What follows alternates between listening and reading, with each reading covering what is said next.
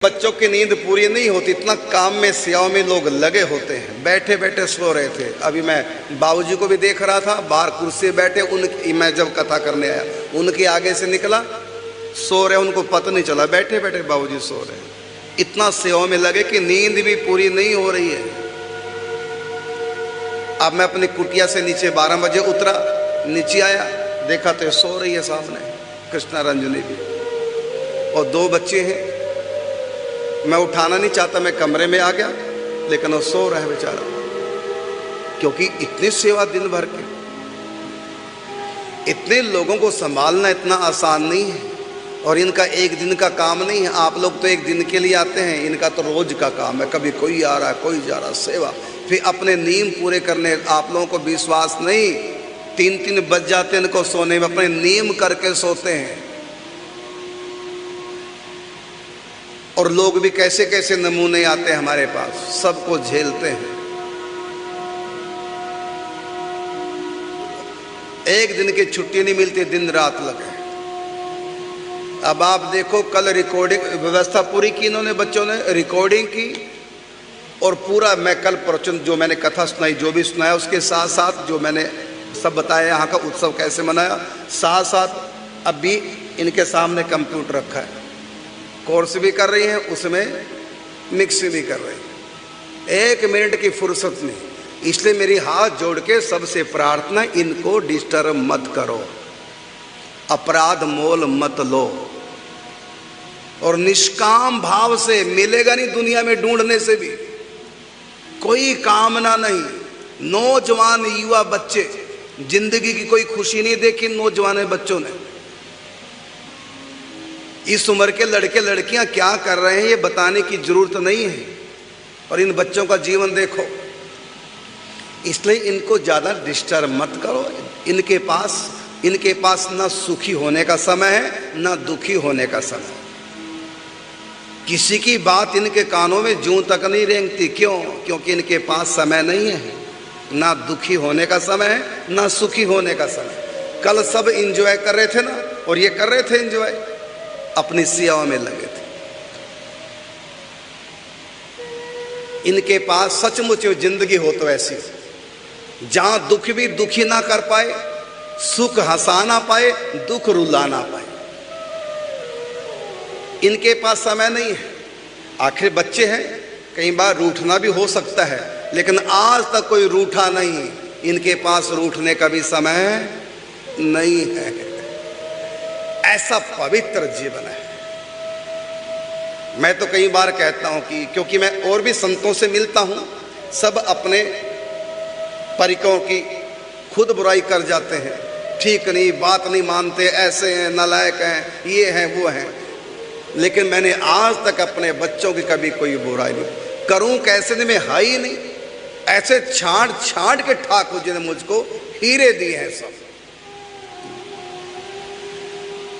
लेकिन लोग चाहते हैं कि हम आजादी से रहें, जब मर्जी महाराज जी से मिले, जब हमारी इच्छा हो, कोई हमको रोके ना। हम सार्वजनिक व्यक्ति हैं, मतलब सबके हैं।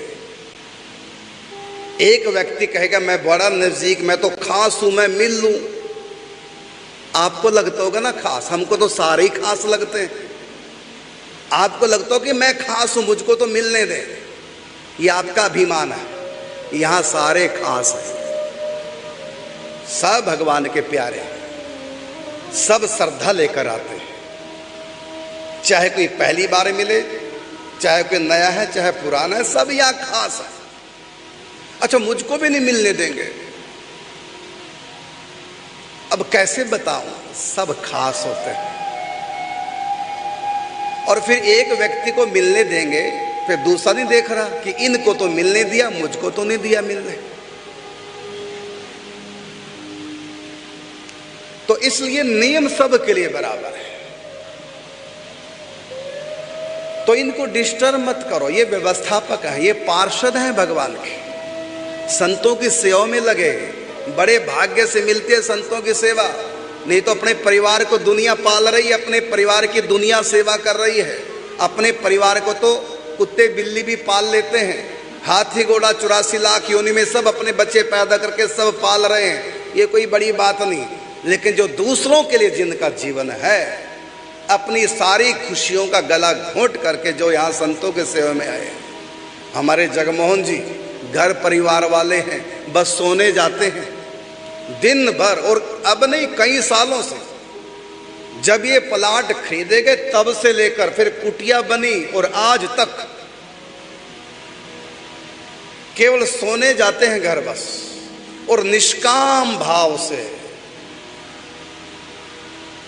दिन रात एक करके सेवा कर रहे हैं। कोई गलत व्यक्ति भीतर ना आ जाए, गेट पे बैठ गए, वो भी तो एंजॉय कर सकते थे ना, लेकिन नहीं कर रहे हैं, गेट पे बैठ गए। अब कई लोगों को बुरा लगा, हमको क्यों रोका? भाई सबसे पहले तो जिन महापुरुषों को निमंत्रण दिया, जिनकी चिट्ठियां गई, उनको भोजन कराया जाएगा। बाकी बाहर हैं, जिनको निमंत्रण दिया लेकिन आ गए, मना किसी को नहीं, लेकिन अभी अंदर नहीं। अभी सब संत महापुरुष प्रसाद पा जाए, बाकी सबको रोक के रखा जगमोहन जी ने। और जब प्रसाद सब संत पा जाए, उसके बाद बाकी आ जाओ सारे। एक व्यवस्था है, लेकिन लोगों को व्यवस्था पसंद नहीं है। वो कहते हैं सबके लिए व्यवस्था करो, मेरे लिए नहीं, मैं तो जब चाहूं आऊं जाऊं। बड़ा पवित्र जीवन, उसके बाद भी आप लोगों को पसंद नहीं तो गेट पे बैठे। इसी प्रकार यहां व्यवस्था, जो गलती करता है व्यवस्थापक उसको थोड़ा सा टाइट करते हैं, और व्यवस्थापक को सॉफ्ट नहीं होना चाहिए। जो सॉफ्ट होगा वो व्यवस्था नहीं कर पाएगा। हमारे रंगीली शरण जी हैं, बड़े सॉफ्ट हैं, उनको हमने कहा कुछ नहीं करना, तुम्हारे बस का कुछ नहीं, व्यवस्था तुम्हारे हाथ में नहीं हम देंगे, कुछ भी उनके हाथ में नहीं, बस माला करो, भजन करो बस, और बैठे रहो बस। क्योंकि सॉफ्ट ज्यादा है। सॉफ्ट व्यक्ति एकांत में भजन करे, लेकिन अगर व्यवस्था में आए, सेवा में आए, तो थोड़ा सा सख्त बनना है।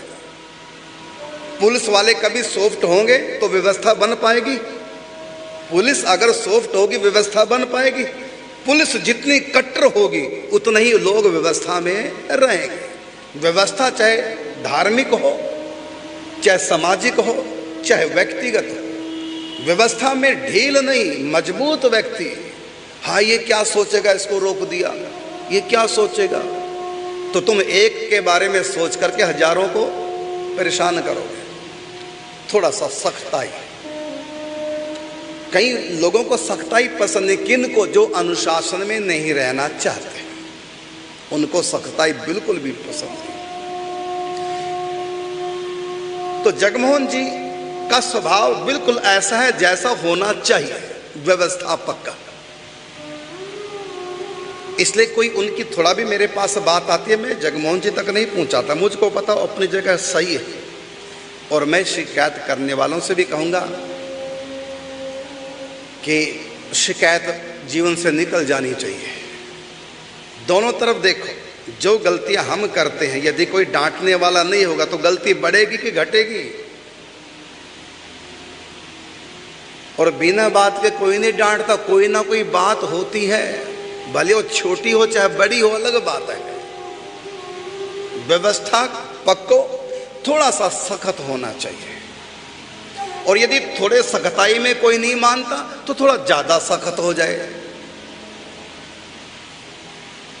हमारे देश की सेना, चाहे पुलिस चाहे सेना है, सख्त होगी, वही आंख उठा के ना हमारे देश की तरफ देखे। यदि वो सॉफ्ट हो जाए तो कैसे देश चलेगा? पुलिस तंग करती है किसको? जो कानून का पालन नहीं करता।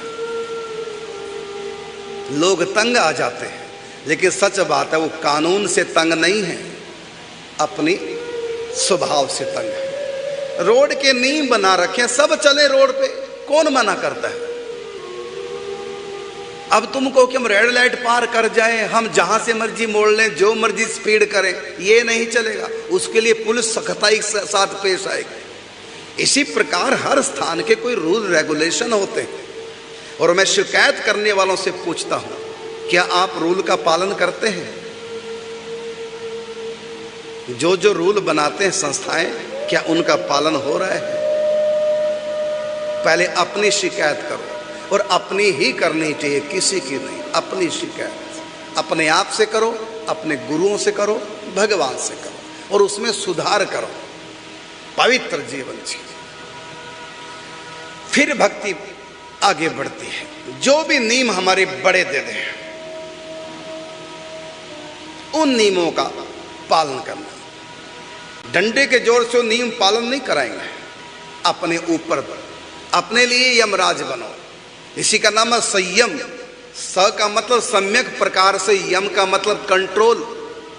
संयम का मतलब स्वयं अपने ऊपर शासन करना, स्वयं अपने ऊपर दंड रखना, स्वयं अपने आप को डांट के रखना, स्वयं अपने आप को संयमित। संयम का मतलब हो गया सम्यक प्रकार से यम, यही है संयम।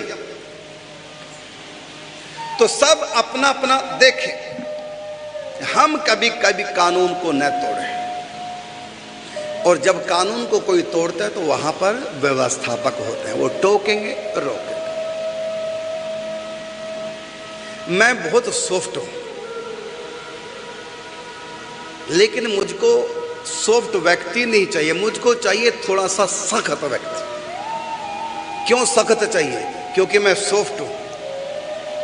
देखो, पूरा शरीर हमारे अंदर से सॉफ्ट होता है, तो उसके ऊपर, उन अंगों के ऊपर हड्डियों का ढांचा भगवान ने बना रखा है, वो सख्त है, वो सुरक्षा करता कवच है। ऐसी हमारे मस्तिष्क की नसें वो सॉफ्ट होती हैं, लेकिन इस मस्तिष्क के ऊपर पूरा हेलमेट, हड्डियां भगवान ने ढांचा बना रखा सख्त। अगर ये सख्त ना हो हड्डियां, तो हल्की सी चोट वहां तक पहुंच जाएगी, व्यक्ति मर जाएगा। इसलिए भगवान ने हेड ये ऊपर हड्डियां बढ़िया मजबूत करके, कि चोट लगे तो हड्डी सह जाए, वहां तक पहुंचे ना। तो संत सचमुच में सॉफ्ट होते हैं। संत हृदय नवनीत समाना, कहा कबिन पर कहीं न जाना। संत नहीं रोकेंगे। कई लोग कहते हैं महाराज जी तो रोकते नहीं, महाराज जी तो कुछ कहते नहीं, आप क्यों कह रहे हैं, आप क्यों रोक रहे हैं? अरे संत सॉफ्ट होते हैं, वो नहीं कुछ कहेंगे, वो तो कहेंगे कोई बात नहीं, आ जाओ आ जाओ। लेकिन वो जो बगल वाले रोकते हैं ना, वो अपनी मर्जी से नहीं रोकते, उनको संत स्वयं कहते हैं। अर्थात मैं स्वयं कहता हूं कि जब मैं कमरे में हूं तो कोई आए ना, मेरा भी व्यक्तिगत कोई जीवन है। रात को तो मैं सोऊंगा, दिन में तुम्हारी सेवा में लगूंगा, तो मेरा जो अपना व्यक्तिगत जीवन है, कोई भजन साधना चिंतन, वो भी होगा कि नहीं होगा? इसलिए यदि हमारा व्यक्ति रोक रहा है तो रुक जाओ। यदि आप इस प्रकार हमारे साधकों को तंग करेंगे तो फिर मुझको सख्त होना पड़ेगा, और जब मैं सख्त हो जाऊंगा तुम लोगों को बहुत महंगा पड़ जाऊंगा। मुझ तक फिर कोई नहीं आ पाएगा। मैं ही कमरे के अंदर से कुंडी लगा लूंगा, कर लो क्या कर लो। फिर यदि मेरी कुंडी लग गई फिर कोई बाहर नहीं आएगा, कोई रोकने वाला नहीं होगा फिर तुम लोग। मैं नहीं चाहता। इसलिए मेरा कोई भी साधक यदि किसी को रोक रहा है, चाहे वो गेट के अंदर, जैसे रूल बन गया बिना आधार कार्ड के कोई अंदर नहीं आएगा, आधार कार्ड दिखाओ अंदर। तो कोई खास हमारा व्यक्ति है, आपको लगता है हमारा जी खास है, तो क्या सोचे कि आधार कार्ड ना देखें? आप खास हैं, ठीक है, आप मानते, अच्छी बात है, लेकिन एक रूल बना दिया गया। अब जो गेट पे खड़े हैं उनको को क्या पता कौन व्यक्ति कैसा, उनको तो चेक करना ही है ना। तो बुरा लग जाता है, बताओ हम तो इतनी बार आते हैं। अरे गार्ड को नहीं पता भाई, वो तो रोकेगा, आधार कार्ड चेक करेगा, बुरा नहीं लगना चाहिए। संत की सेवा में है चाहे मंदिर की सेवा में है, वो सब भगवान के पार्षद स्वरूप होते हैं, उनका मान करो। उनका मान गुरु का, भगवान का मान। पुजारी का मान करोगे तो भगवान का मान है, पुजारी का अपमान करोगे भगवान का अपमान है। ये पार्षद स्वरूप होते हैं जो संतों की सेवा में होते हैं, गौ माता की सेवा में होते हैं, मंदिर की सेवा में होते हैं। ये सब भगवान के पार्षद माने गए हैं। इनका मान करना सीखो, निंदा चुगली से बचो। अपना भी मन खराब करते हो, दूसरे का भी करते हो। मेरी बिना इच्छा की यदि कोई व्यक्ति रोक रहा है, बिना आधार कार्ड लिए अंदर नहीं आने दे रहा है, वो उसका वो नहीं है कोई बात। वो तो हमने कह रखा है बिना पहचान पत्र के कोई अंदर ना आए। और मेरे कमरे में भी किस समय कब किसको आना है कोई टाइम टेबल तो है नहीं। मैं तो अपने बच्चों को बता देता हूं कि अब कोई अंदर ना आए, तो बच्चे रोक रहे हैं। इसी प्रकार फोन की बात, मैं किसी का फोन नहीं सुनता, ना फोन करता हूं।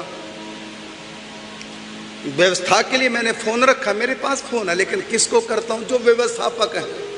जैसे अपनी कुटिया में मैं अकेला हूं, ऊपर कुटिया में, मान ले कोई बात याद आ गई, कुछ कहना है, तो वहां से फोन कर दूंगा ऑफिस में, या ये पूछने लग जाएंगे कि कुछ व्यवस्था के बारे में कैसे करें, तो मुझसे राय लें। तो मेरी कुटिया में तो आएंगे नहीं राय लेने, और नहीं मैं नीचे आऊंगा।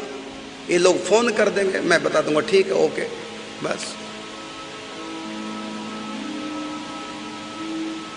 अब जो ट्रस्टी हैं उनको फोन किए, कराए, ट्रस्टियों को तो फोन करने हैं, व्यवस्था कैसे करनी, सलाह करनी, सब बातें होती हैं। तो लोग कहते फलाने के यहाँ फोन आया तो हमारे यहाँ भी आए निमंत्रण। भाई मैं टीवी के माध्यम से सबको निमंत्रण दे रहा हूँ, मीडिया के माध्यम से सबको निमंत्रण दे रहा हूँ। अब किसी के पास फोन कराया गया और किसी के पास नहीं, वो तो हमको पता क्यों किया फोन। अब तुमको उनके पास फोन आया निमंत्रण, तो हमारे पास आ रहे निमंत्रण नहीं, व्यवस्था के लिए। वो व्यवस्थापक है, वो ट्रस्टी है। तो थोड़ा सा अपराध से बचो और अपने भजन को सुरक्षित करो। और यहाँ की बात नहीं, सब जगह कहीं भी जाओ सबके नियम। ऐसे किसी के घर में जाओ, ये नहीं कि जैसे मर्जी बात करो, जिससे मर्जी बात करो, जहाँ मर्जी ना, देखो माहौल कैसा घर का। और ये आवश्यक नहीं कोई हमको रोके टोके तभी हम रुके, अपनी मर्जी से भी देखो। रोकने वाला पहला इशारा करता है कि उसका मान भी रह जाए। जैसे कोई सो रहा है घर में, अचानक कोई आ गया तो पहले वो इशारा करेगा ऐसे कि सोया, थोड़ा चुप, इशारा ही करेगा। लेकिन फिर भी ना कोई माने, फिर वो किनारा करेगा, पहले करेगा इशारा, चुप नहीं हो रहा, फिर वो किसी बहाने से निकल जाएगा कि उधराधर कि मैं हूँगा, तो बोलेगा, बोलेगा तो नींद खुलेगी, वो किनारा करेगा। तब भी आप नहीं समझ रहे तो फिर क्या कहेगा? फिर तो रोकेगा ना कहकर कि आप क्यों बोल रहे हैं, आपको दिख नहीं रहा, पहले मैंने इशारा भी किया, फिर मैं उधर चला, फिर भी आप बोले जा रहे हैं। तो कहेगा कि नहीं, फिर सामने वाले का मेरा अपमान कर दिया। ये अपमान नहीं किया, तुमको अपराध से बचा रहे थे। तो इस प्रकार कहीं भी रहो, कुछ रूल कायदे उनका पालन करो तो बिल्कुल सब कुछ ठीक ठीक चलता है। घर में भी कलेश घर में क्यों होते हैं? इसलिए तो होते हैं ना, रूल का पालन नहीं करते। बहुओं के लिए अलग कानून होते हैं, सास के लिए अलग कानून होते हैं, नई बहू के लिए अलग कानून है, पुरानी बहू के लिए अलग कानून है। एक थोड़ी हो जाएगा, कहो कि एक लाठी से सबको हाके। ये तो हो गया ना कि टका सिर बाजी टका सिर खाजा, अंधेर नगरी का चौपट राजा। सबका मोल एक जैसा कैसे हो जाएगा? सोना चांदी खरीदो तो अलग अलग मोल है, सब्जी में भी अलग अलग सब्जी खरीदो, अलग अलग कीमत है। ऐसी हर व्यक्ति की अलग अलग कीमत है, सब एक बराबर नहीं। हाँ, भावना में सबको भगवान का रूप मानो, लेकिन व्यवहार में सब भगवान का नहीं। जो जिस रूप में है उसी रूप में उसको मानो। कुत्ता भी भगवान है तो गाय भी भगवान है, मानो दोनों को भगवान। लेकिन पूजा गाय की करनी है, कुत्ते की नहीं। पहली रोटी गाय को देनी है और अंतिम रोटी कुत्ते को देनी है। हैं दोनों भगवान, तो भीतर से दोनों को भगवान मान रहे हैं, सेवा दोनों की कर रहे हैं, लेकिन मान गाय का करेंगे। पहली रोटी गाय की जाएगी, अंतिम कुत्ते की। ये नहीं कि पहली रोटी कुत्ते को, अंतिम रोटी गाय को, नहीं। तो सब में समता देखो, लेकिन व्यवहार एक समान नहीं करो। लेकिन तुम लोगों को क्या लगता है, उससे बोले तो हमसे भी बोले, उसको फोन किया तो हमको भी करें। अरे ये सब नहीं चलता संतों में। जैसा देवता वैसी उसकी पूजा होती। तो जो जो रूल बनाए गए उन रूलों का पालन करो। सबके लिए अलग अलग रूल होते हैं, अलग अलग कानून होते हैं, एक दूसरे के रीस मत करो। यदि हम किसी से बैठकर चर्चा कर रहे हैं, इसका अर्थ नहीं कि सबसे मैं करूंगा। अरे उससे कोई विशेष चर्चा, या तो वो विशेष दुखी है, कोई सलाह देनी या सबके सामने बात करने लायक नहीं है, इसलिए अलग से उसको समझाया जा रहा है। अब कोई कहे उनको इतना समय दिया तो हमको भी दो थोड़ा सा। यहां पर आप सेवा करने आए हैं, सेवा करवाने नहीं। यहां बात मानने आए हैं, बात मनवाने नहीं। यहां मन को संयम करने का सीखने के लिए ट्रेनिंग सेंटर है। यहां अधिकार किसी का नहीं, मेरा भी नहीं। सेवा में सबका अधिकार, सेवा कीजिए। आ और श्रम कर, आश्रम आओ सेवा कर। भक्ति से झोली भर के ले जा, भावना के साथ आओ। लौकिक व्यवहार ना देखो, यहां लौकिकता बिल्कुल भी नहीं। अब देखो, कल की बात, भंडारा हुआ, सबकी संतों की सेवा की, तो यहां कई संतों के जो आश्रमधारी थे उनकी सेवा थोड़ा आर्थिक ज्यादा कर दी। वो क्यों करी? क्योंकि इनके अपने स्थान भी हैं, वहां भी खर्चा होता है, बिजली का बिल देना, ये करना वो करना, तो जो महंत होते हैं उनको थोड़ा सा ज्यादा दी जाती है। ये नियम भी है, क्योंकि उनके खर्च ज्यादा होते हैं, तो उन संतों को थोड़ा आर्थिक ज्यादा सहयोग करो, और जिनका कोई खर्चा नहीं उनको थोड़ा कर दो, कोई बात नहीं। तो कईयों ने पूछा कि किसी को कम किसी को ज्यादा क्यों? ये आप लोगों का मामला नहीं, ये संतों की बात है। हमको पता है कि संत की कितनी सेवा करनी, कैसे करनी। किसी को हम ज्यादा सेवा करें, किसी की कम करें, तो हमको पता ना कि संत को क्या देना है, क्या सेवा करनी है। तो एक जैसा हम व्यवहार सबसे नहीं कर सकते। जैसे कि मैंने कुत्ते का और गाय का उदाहरण दिया, गाय जैसा व्यवहार कुत्ते से नहीं कर सकते, कुत्ते जैसा व्यवहार गाय से नहीं कर सकते। गधा भी हमारा पालतू है, बैल भी हमारा पालतू है, दोनों ही हमारी सेवा करते हैं, हम उनकी करते हैं। लेकिन गधे पे जो हम डालेंगे वो बैल पे नहीं डालेंगे, और बैल पे जो हम घास डालेंगे वो गधे पे उसका अलग चारा, उसका अलग, घोड़े का अलग, और अपने बच्चों के लिए अलग ढंग का भोजन कराएंगे। और जब कोई मेहमान आ जाए तो स्पेशल एक्स्ट्रा बनाएंगे। अब घर वाले बोलने लग जाए, देखो जी जब बाहर के लोग आते हैं मम्मी बढ़िया बढ़िया बनाती है, और जब हम होते घर में तो एक ही सब्जी, जब बाहर का व्यक्ति आता दो दो सब्जियां। इसका मतलब मम्मी पापा हमसे प्रेम कम करते हैं, लोगों से ज्यादा करते हैं, लोगों के लिए दो दो सब्जियां। और बच्चा नालायक है अगर ऐसा सोच रहा है। यदि वो दो दो सब्जियां बना रहे हैं तो वहां फॉर्मेलिटी है, प्यार नहीं है, फॉर्मेलिटी। तो घर गृहस्थी में भी हम सबसे एक जैसा व्यवहार नहीं करते, अलग अलग ढंग करते हैं। इस प्रकार अलग अलग सबसे व्यवहार एक जैसा नहीं हो सकता। जैसा देवता वैसी उसकी पूजा होती है। शनि की पूजा करेंगे तो तेल चढ़ाएंगे, और शंकर जी की करेंगे तो दूध चढ़ाएंगे। भाई जैसा देवता वैसी तो पूजा एक जैसी कैसे हो जाएगी? कृष्ण भी भगवान है, राम भी भगवान, वही राम वही कृष्ण। लेकिन जब हम श्री कृष्ण की कोई मन्नत माने या सेवा करें तो सोने की बंसी चढ़ाएंगे, चांदी की बंसी चढ़ाएंगे। जब राम जी की सेवा करेंगे तो वहां मन्नत मानेंगे तो चांदी के धनुष चढ़ाएंगे। यही करेंगे ना। यदि हम श्री कृष्ण से कहें सोने का धनुष चढ़ाएंगे, राम जी से कहें मेरा ये मन्नत पूरी हो जाए, हम सोने की बंसी चढ़ाएंगे, तो राम जी भी हंसेंगे, हम भी हंसेंगे। वो कहेगा कि राम कृष्ण एक ही तो है, इसमें क्या है? अरे भले एक है लेकिन रूप दो है, अलग अलग है। जिस ढंग का रूप है उस ढंग का फिर श्रृंगार भी होगा। श्री कृष्ण पे मोर मुकुट होगा, राम जी पे नहीं लगाएंगे। श्री कृष्ण का मुकुट टेढ़ा लगाएंगे, राम जी का सीधा लगाएंगे। अब राम कृष्ण भले एक हैं लेकिन तब भी हम दोनों से व्यवहार अलग अलग करते हैं। एक नियम है।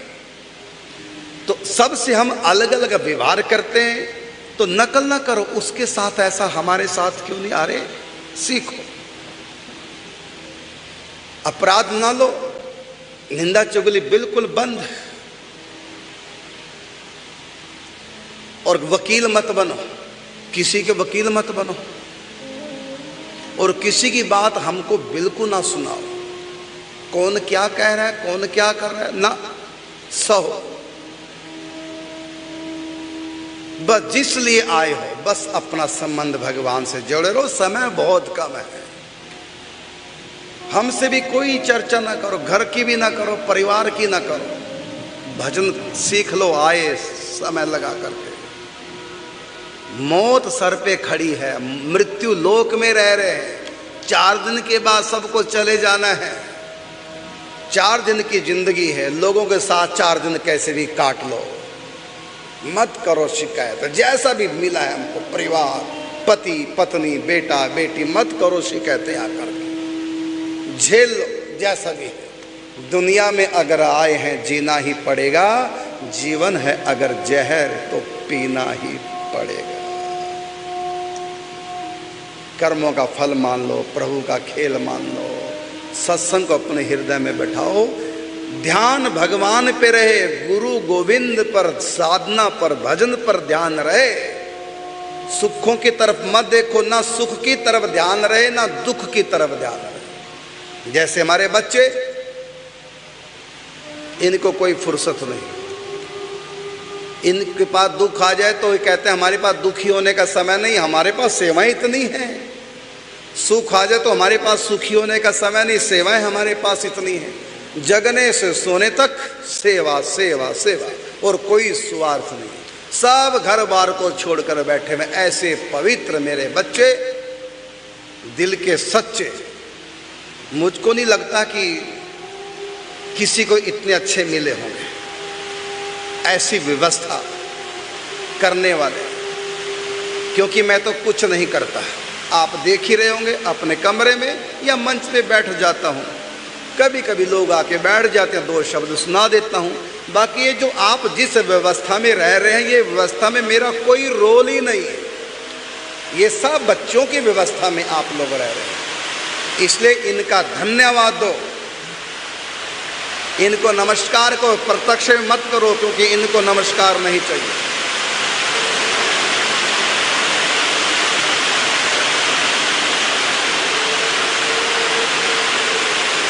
अब देखो बरसात आ रही है, टीन के ऊपर पड़ रही है, कथा में विघ्न पड़ रहा है, तो क्या इंद्र को गाली दें, भगवान की निंदा करें कि देखो कथा में विघ्न पड़ रहा है?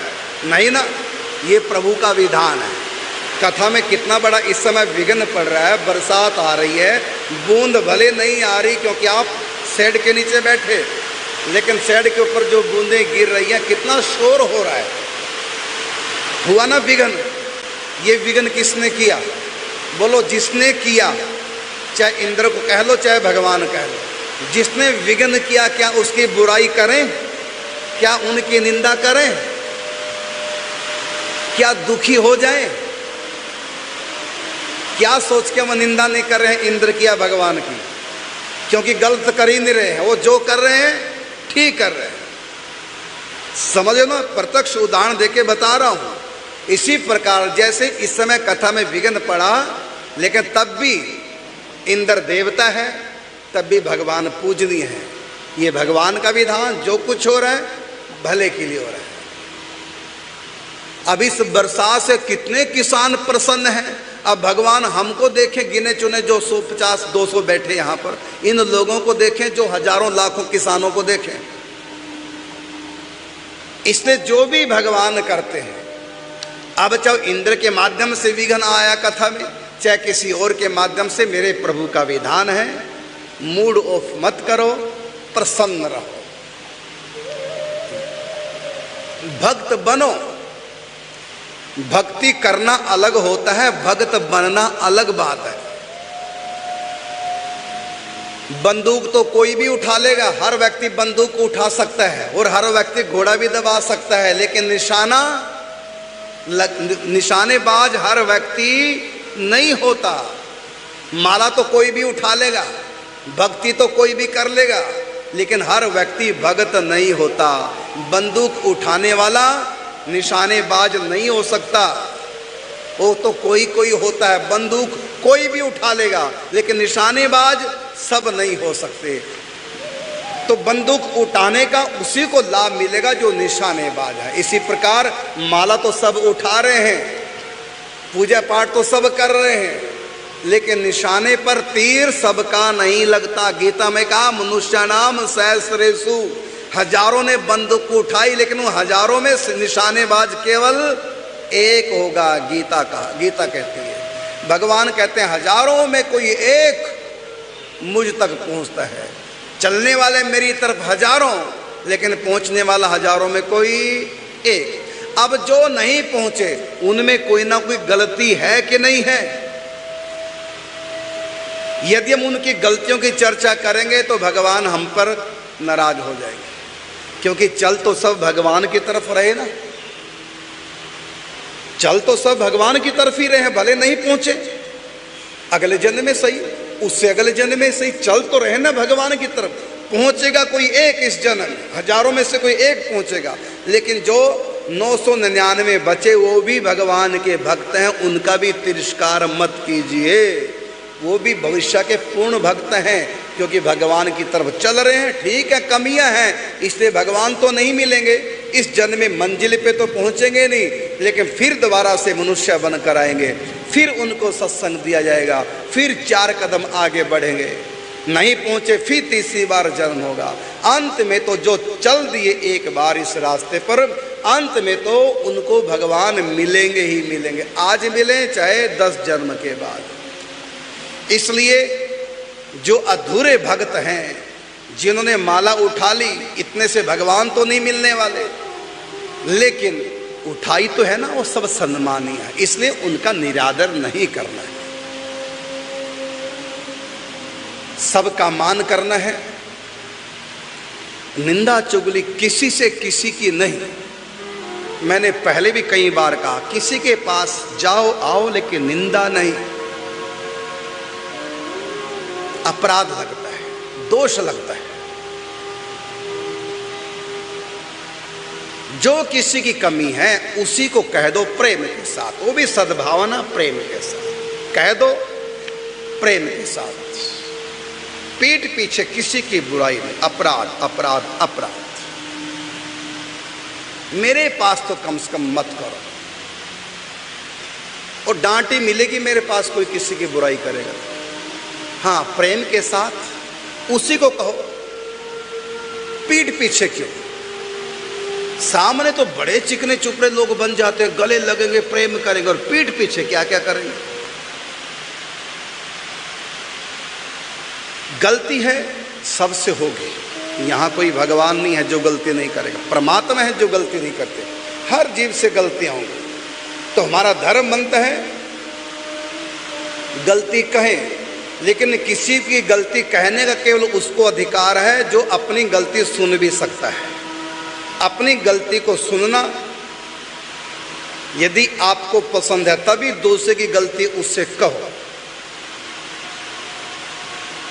नहीं तो गलती कहो मत, सहो और भगवान की भक्ति में लगे रहो। हिम्मत है तो सामने कहो, और जब कहो तो सुनने की भी समर्थ रखना, क्योंकि गलतियां सब में है। जब तुम किसी को गलत कहोगे तो वो भी कहेगा तुमने भी ऐसा किया, फिर दोनों सुधर जाओ। लेकिन हम गलती कहते हैं, अपनी मानते नहीं। और एक बात और है, यदि कोई हमारी गलती हमको नहीं बता रहा है, कोई भी नहीं बता रहा, जैसे मैं अपनी कह रहा हूं, मेरी गलती कोई नहीं बताता, सब प्रशंसा कर रहे हैं, इसका अर्थ ये नहीं है कि सब प्रशंसा कर रहे हैं तो मैं ठीक हूं। मेरी गलती कोई मुझको नहीं बता रहा है तो मैं ठीक हूं, गलती नहीं, ऐसा नहीं। हमको स्वयं अपना टीचर बनना है और स्वयं अपना एग्जामिनर बनना है, स्वयं ही अपने आप को पढ़ाना है और स्वयं ही अपना इम्तिहान लेना है।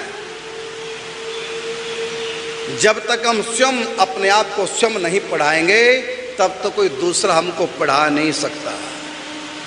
दुर्योधन को पढ़ाने के लिए श्री कृष्ण गए, क्या दुर्योधन ने पढ़ ली पाठ, कृष्ण से लिया, कुछ समझा, मर गया, लेकिन पढ़ाई नहीं पढ़ी जो कृष्ण शांति दूत बना जा करके बनकर उनको पढ़ाना चाहते थे। इसी प्रकार हनुमान जी, अंगद जी रावण के पास गए, अंगद को स्पेशल भेजा, जाओ रावण की ट्यूशन लगा के आओ, थोड़ा पढ़ाओ उनको। थोड़ा समझ दो उनको। तो अंगद गए थे रावण को समझाने, क्या रावण समझ गया? इसलिए सीख उसी को दीजिए जिसको सीख सुहाए, बंदर को मत दीजिए नहीं तो अपना घर भी जाए। यदि कोई हमको सीख नहीं दे रहा है, हमारी गलती हमको नहीं बता रहा है, इसका मतलब नहीं है कि हम गलत नहीं है। इसका मतलब ये नहीं हुआ कि हम गलत नहीं, इसका मतलब यह है कि सामने वाला डर के मारे नहीं बता रहा है। और मैं तो सच्ची बात है, मैं कभी किसी की गलती बताता ही नहीं। सत्संग सुनाता हूं, पकड़ लो अपनी गलती, मैं क्यों बताऊं? हाँ, मैं उसी की गलती उसी के मुख पे बताऊंगा, पीठ पर नहीं, उसी के मुख पर गलती बताऊंगा। लेकिन किसके? जिससे को मैं अपना मान चुका हूं, जिसकी मैंने अपने सर पर जिम्मेदारी उठाई है,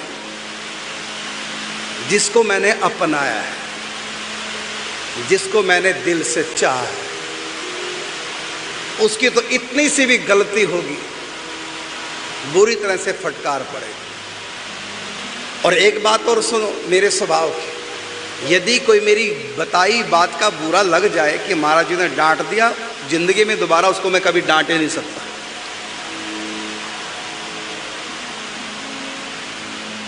मैं केवल 2-3 व्यक्तियों को डांटता और किसी को नहीं डांटता।